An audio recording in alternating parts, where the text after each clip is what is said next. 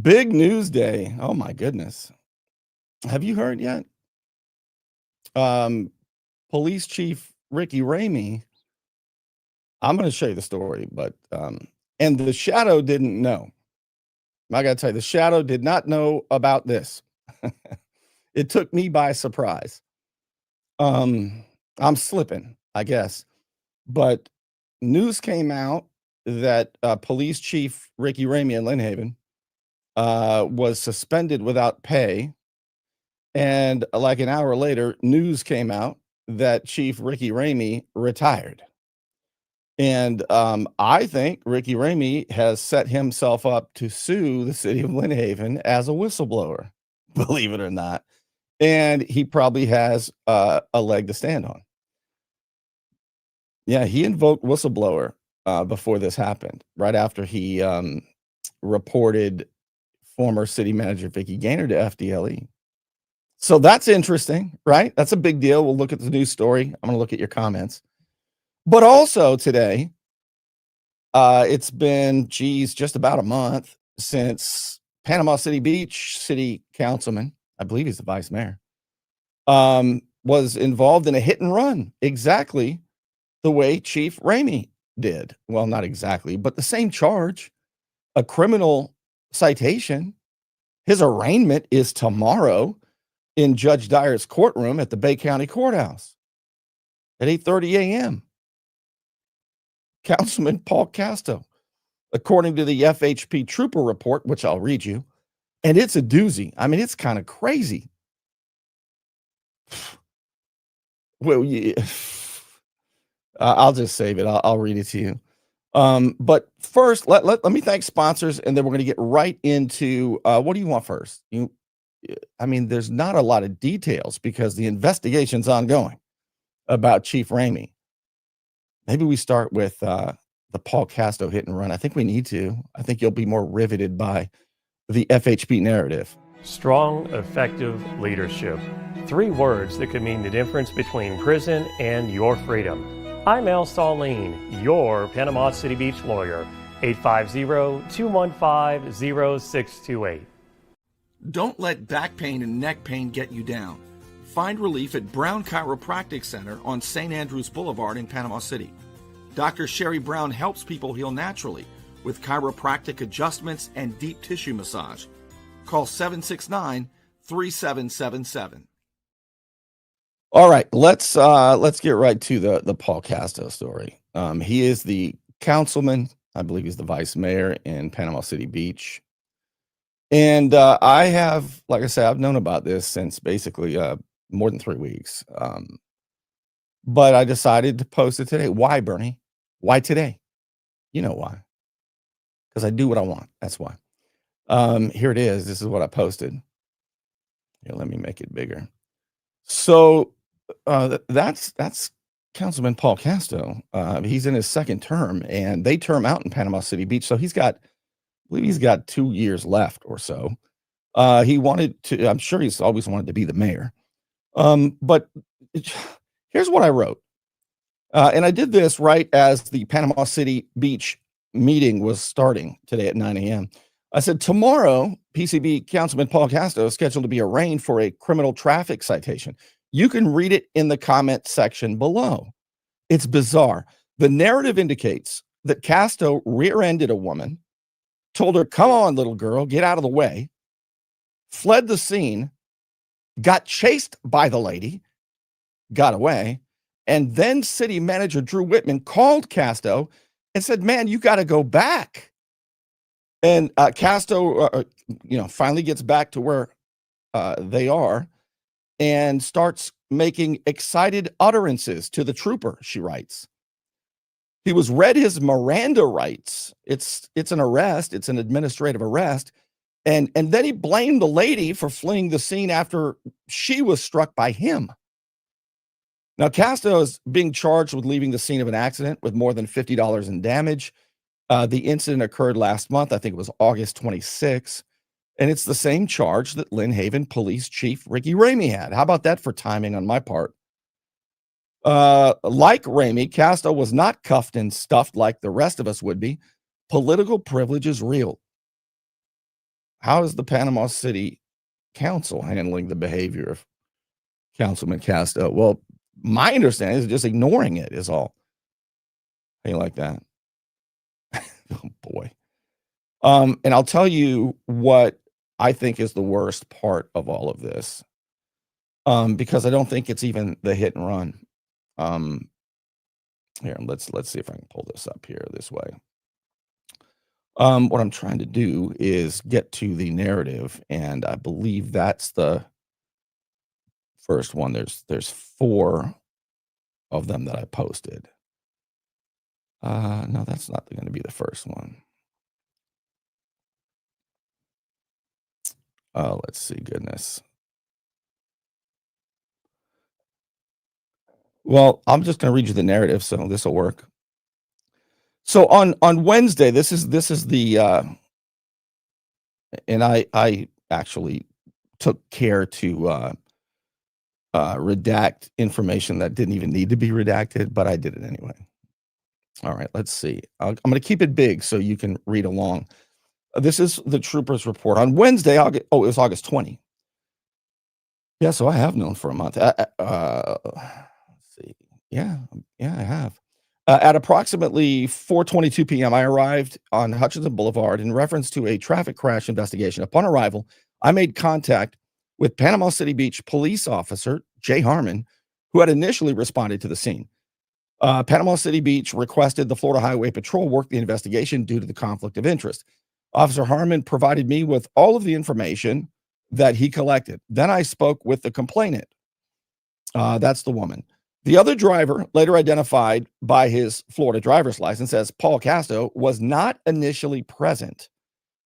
The lady stated that she had been facing north in the middle lane on Hutchinson Boulevard, stopped in traffic at a steady red light when the front of the vehicle behind her collided with the rear of her vehicle. She described the other vehicle as a red Dodge pickup truck and showed me a picture of the vehicle bearing the Florida tag redacted. She said that she remained stationary, believing the other party was going to get out, and stated that they had both thrown their hands in the air at each other. And after a short period of time, she exited her vehicle to speak with the driver, who would not get out of the vehicle. She described the driver as an older white male. So far, that's accurate. With short gray hair, facial hair. She stated that he was very rude and told her, "Come on, little girl, get out of the way." She described the other vehicle as a red Dodge pickup truck and showed me a picture of the vehicle bearing the Florida tag redacted. She returned to her vehicle, believing they would speak once they pulled off the roadway. However, the other party accelerated and never stopped. She stated that she followed him and that it was apparent he was trying to get away from her based on his driving pattern, weaving in and out of traffic. She last saw the vehicle on Glades Trail, where she stopped, following it in the direction of the dispatcher she was speaking to. She says, I observed her vehicle to be a black Nissan Sentra bearing an Alabama tag. The rear bumper was slightly pushed in. There was also scuff on the paint. And, all right, let's see if I can. Hopefully I have the second one up here. Is it going to be way down here? Okay. Here we go. Thank goodness. It would have been a short show. There was a clear outline on the back of her car of a square with 2 round circles at the top of the bumper. I was advised by the Panama City Beach police officer that Castro was allegedly returning to the scene. So remember, she stopped, the victim stopped while she was chasing Casto. But Casto got away. Then, according to this, the city manager, Drew Whitman, called Casto, said, "Get back there." Casto went back to the scene of the accident. Nobody was there, remember, because she chased him. And then he found out where they were. He finally shows up to where the victim is with the Panama City Beach police officer, who's telling the trooper, he's on his way. He's on his way. A short time later, Casto returned to the scene and was en route to our location. The Panama City Beach officer departed, then returned to stand by, and later was relieved by Officer Bartle. Casto arrived in the area a short time later. in the same red Dodge pickup truck I had observed as he drove in, from the picture, I suppose. She was standing at my vehicle. She could clearly see the driver's side and Casto in the driver's seat and immediately identified him as the driver in the collision. The trooper says, I spoke with Casto at my marked patrol unit, and he immediately began to make excited utterances about the collision. I stopped him and advised him it was a criminal investigation and read him his Miranda warning. Now, in the post-Miranda statement, so he's still blabbing because he's got political privilege. If you ever get a Miranda warning, shutteth the F up. But if you're a politician, have at it. You're not going to see any FHP badge cam because they don't have any. But I wonder if the 2 Panama City Beach police officers had their body cams going. That's worth a public record request because I'll bet you, according to policy, they should be. Interesting. That's a good public record request right there. Again, this was August 20th. All right, so where are we at here? In a post-Miranda statement, Casto stated that he had been stopped at the red light behind her vehicle when he had mistakenly let off the brake and bumped into her vehicle. Now, he stated that she got out of the vehicle and was cursing at him. She says that she got out of the vehicle and he was rude and said, get out of the road, little girl. Get out of the way. But Casto says she got out of the vehicle and started cussing at him. And he told her to move to the side of the road, and she cussed at him and said, you can't tell me what to do, Casto says, she said. She then returned to her vehicle, according to Casto, and sped away. This is a completely different story. They've got competing stories, the two of them. One of them is lying to the police. And we know that lying to the government can land your ass in prison, remember? But when they lie to us, it's Tuesday. Casto said she took off after cussing me out and sped away and turned right onto Clarence Street. Casto stated that based on this, he didn't think she intended to stop. And so he continued down to Walton County for dinner. Casto also stated that he did not think his vehicle had hit hers, he said. I didn't think it hit her or caused damage. He just thought she got out and started cussing at him, he thinks. The trooper said, I inquired if Casto had seen her again after that, and he stated that he thought she was following him. Are you following this? Casto said, I let my foot off the brake mistakenly. This is all post-Miranda. Let my foot off the brake mistakenly, and didn't know I hit her. And she gets out, cusses me out. I tell her, get out of the way, please. And then she takes off, and so Casto figured I'd continue on to Walton and go to dinner. But when asked, did you see her again? He said, I thought she was following me, said Casto. Is this something? Somebody's lying here. So after he thought she was following him, he turned into the Glades, all right, to take a shortcut to US 98, which is common for him when driving that way. I asked him why he didn't stop. And he stated that he intended to stop at the winery, but she turned around and was no longer behind him.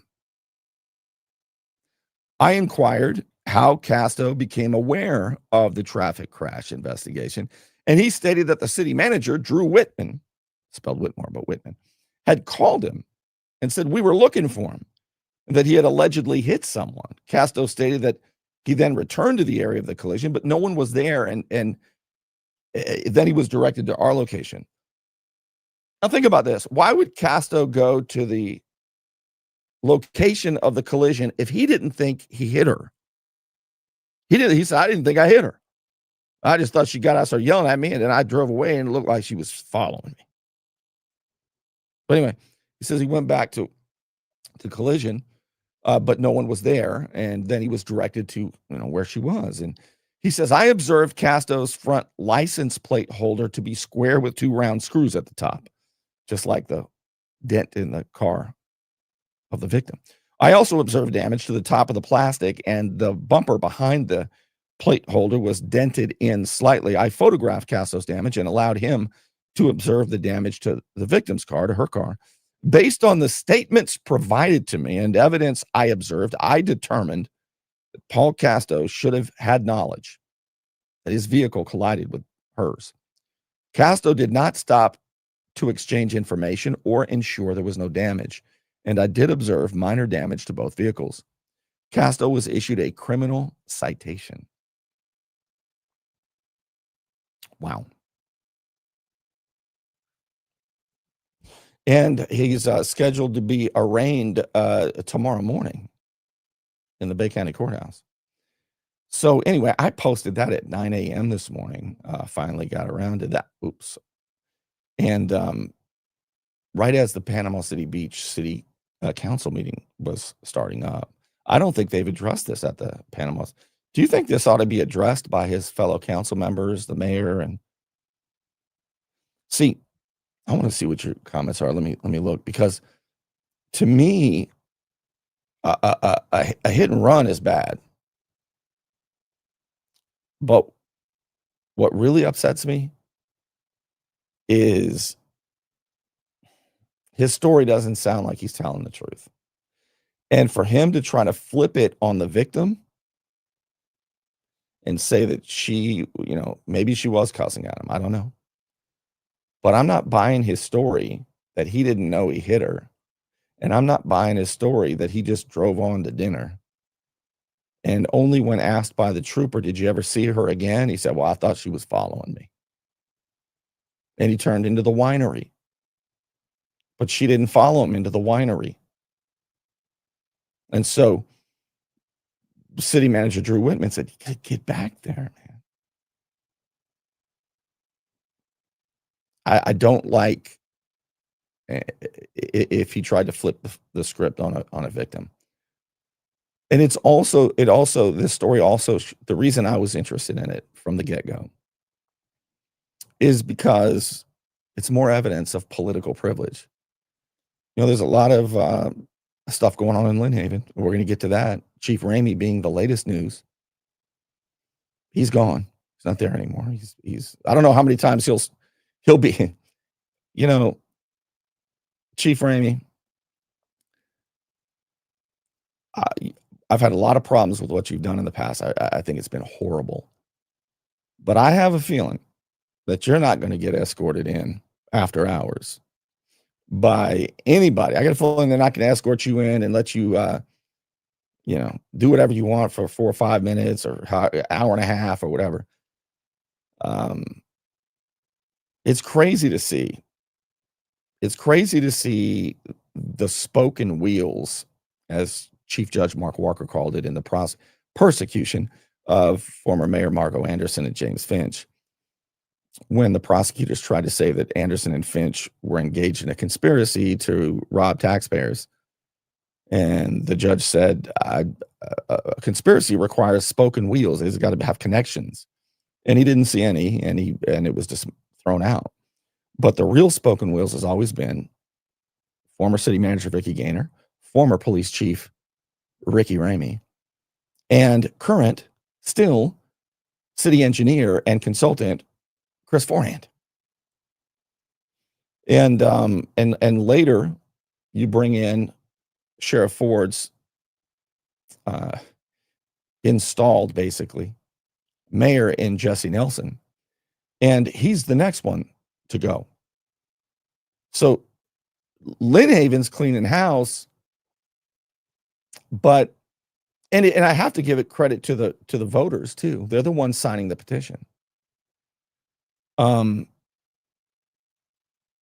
wasn't any of the Lynn Haven council members. They didn't do a damn thing until they got pressed into a corner. It was the people. And I would bet that in the not too distant future, the fraud mayor, Jesse Nelson, he's going to be gone. And they're going to get to an audit. They're going to find where the money went. They're going to find out if there's a CO for that building, certificate of occupancy. I know some stuff about that. And you're going to find out about it. That entire thing is against the law. I'm not going to tip my hand quite right now, but I know about it, and I'm going to tell you about it. Nobody else knows. Nobody else knows. Well, then how do you know, Bernie? The shadow knows that. And it's going to shock you. But let's get back to this. So anyway, yeah, let me see here. So you're not buying the Casto story? What? Tell me this. Do you think the Panama City Council, they've had, what, 2 or 3 meetings since August 20th? I don't know how long they've known about it. But don't you think that the commission should have known about it? Just like the Panama City, the council in Panama City Beach, they're called council, the Lynn Haven's called a commission. Just like the Panama City Commission didn't know about it. Well, they say they didn't know about it. I don't know if I believe them. I just don't know if I believe anything from those people in Lynn Haven. But damn, that's unbelievable. But if you were on the Panama City Beach City Council, I would say I would definitely talk about it during my councilman comments. I'd say, look, there's an elephant in the room and we need to talk about it. I don't know, but I would find out if there is a morality clause. I know that Casto could be recalled for this. I don't think that Panama City Beach voters have the resources or tenacity to do anything about it. Plus, I think he's only got a couple of years left. But still, that's a long time. Do you know today what he did? Let me show you this. Today, Councilman Casto, at the meeting today, he made a recommendation for this. Remember this guy? Remember old Mike Thomas? Mayor pay to play Mike Thomas? We following the rules, said Mike Thomas back in the day from 2016 to 2020 when he was the mayor of Panama City Beach. And I showed up at every single meeting and, you know, we got it on because we didn't get along. You remember that? And so I made a mistake here. I need to correct it. And it's worth correcting.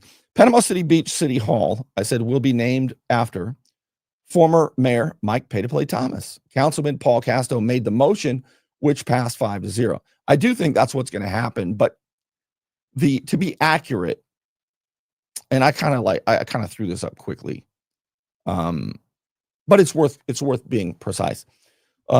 So there was I watched the meeting today and on YouTube. And the city attorney, Cole Son Davis, he said, well, the way we normally do things around here is there is a motion for a resolution, okay? And then we'll write up a resolution. And then we'll bring it back. And that means I think that means there'll be public comments. And the people will get to come in and say, we really want this Taj Mahal to be named after Mike Thomas. Or you might get a bunch of people say, hey, don't name this building after Mike Thomas, for God's sake. So it's not a done deal, but I would bet it's going to be named after Mike Thomas. Because I think that if I look at who's on there, Mike Jarman was ecstatic about it. Casto, he wants it. And I think Ethan Register, he sounds like he wants it. So you're going to get 3 votes at least.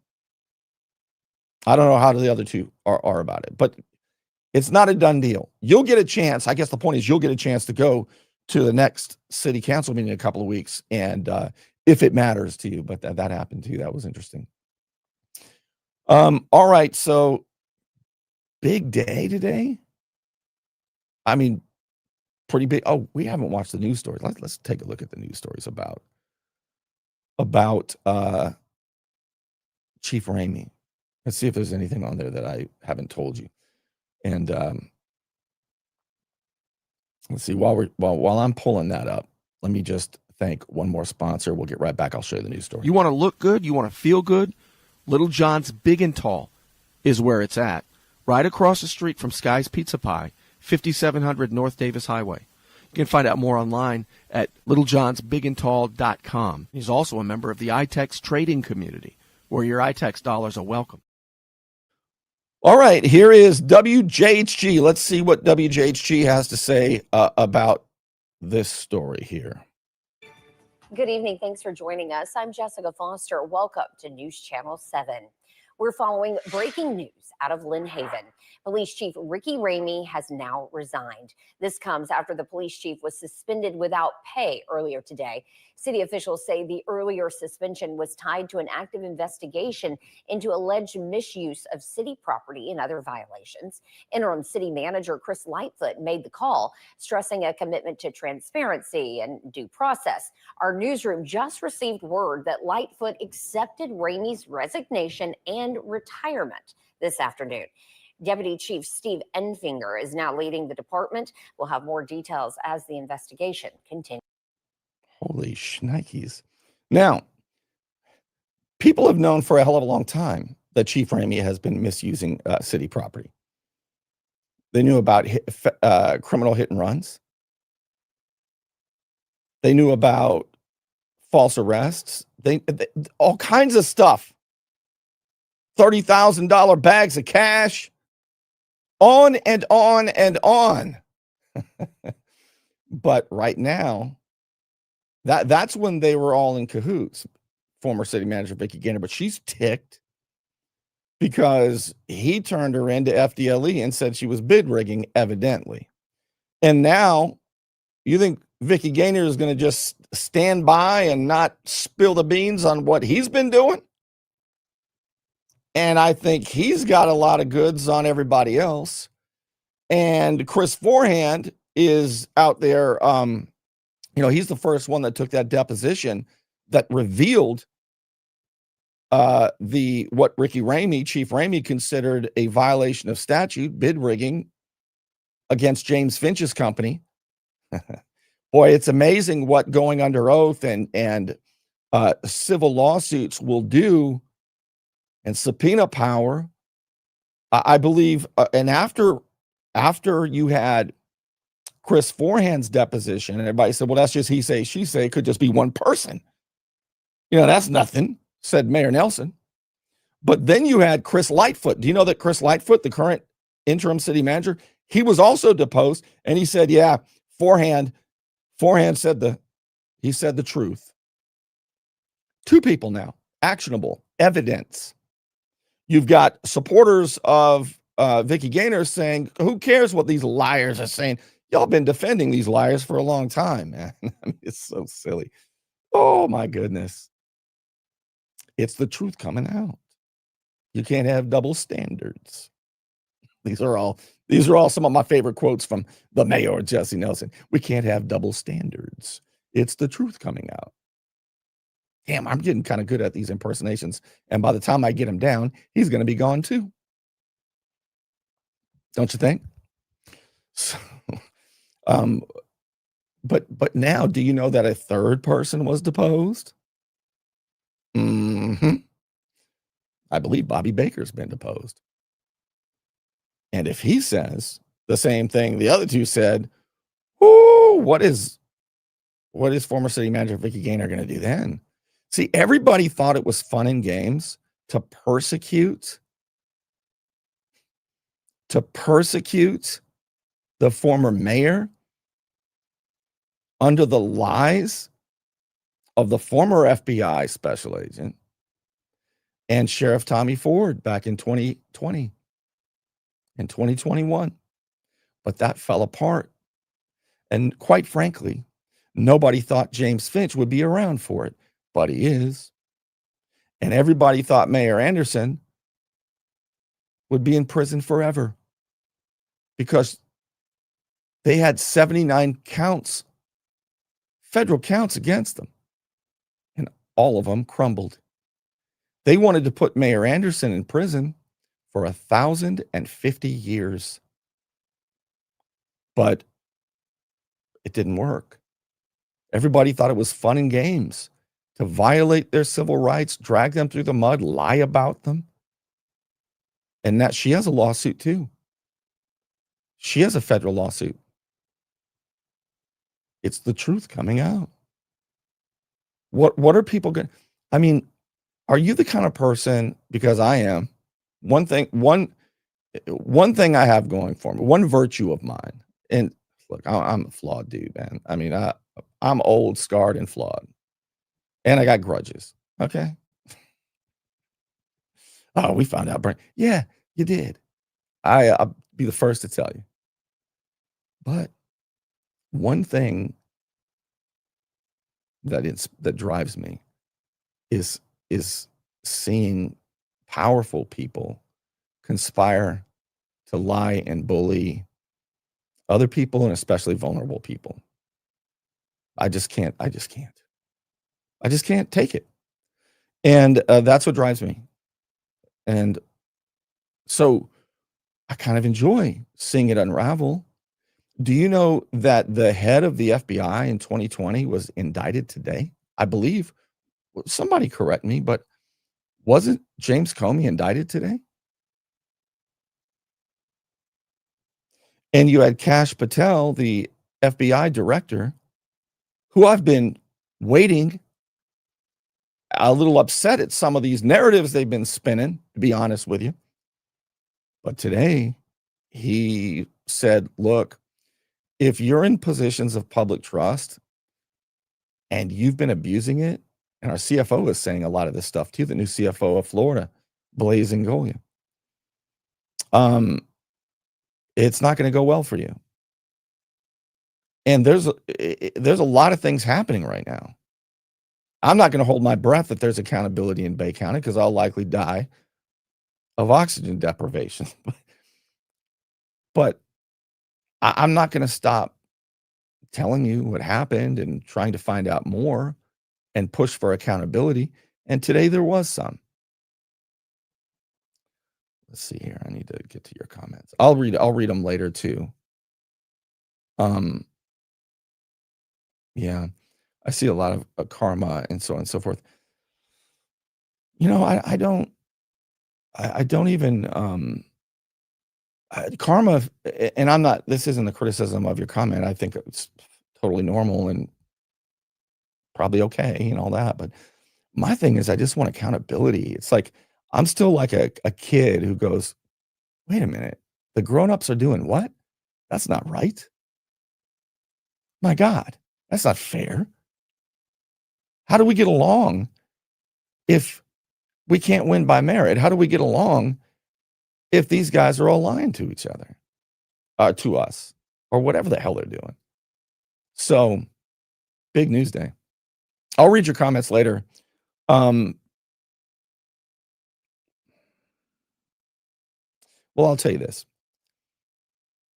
Sheriff Ford, who I've been critical of, and so they raided our home in 2022, and we've got a big federal lawsuit against them. 10 defendants, 18 counts. We're just getting started. You won't believe what they did.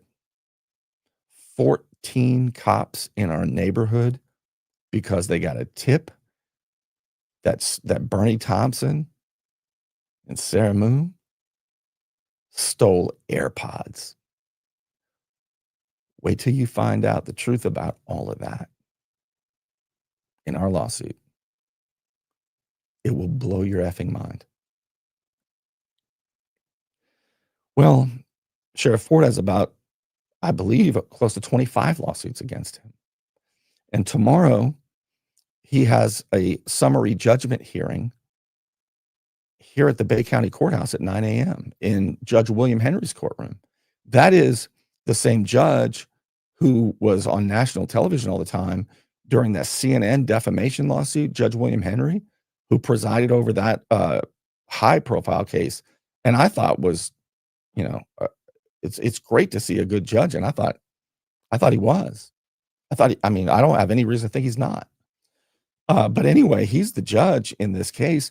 You see, one of Sheriff Ford's canine officers, a guy named Angel Heke, he was a corporal. And a little more than about 3 years ago, I suppose, he left the sheriff's office and had a whistleblower lawsuit. He's a great guy. He was a great cop, the kind of cop you'd want, a fair one. Angel Heke, Corporal Heke, the best canine officer. I think he was number 2 on the SWAT team, but he didn't fit in. He's a light-skinned black guy, Venezuelan, and he was with a special investigation division, I believe. Yeah, canine. And some of the SID guys, they have a different culture, let's put it that way. So he blew the whistle, and he went to work with Bill Kramer Chevrolet, and he was selling cars. And from what I understand in this lawsuit, he was doing a great job. And his manager liked him a lot. But Sheriff Ford held a grudge against him. You're going to file a lawsuit against me, boy. And eventually, Angel Heke got fired from Kramer Chevrolet, and the lawsuit alleges that it was because Sheriff Tommy Ford asked his big sponsor, get rid of that dude. They did. And then there's more to the story. I'm not going to go into all of it, but it's unbelievable.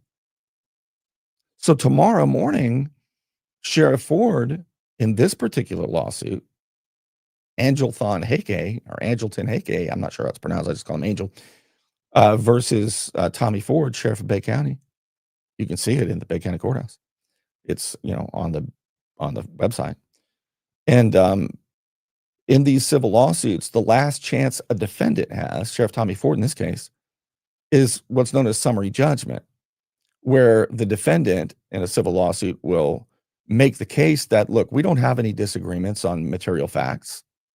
But that said, there's nothing here that I did. They didn't allege anything that I did that a jury could say, yeah, we damaged him.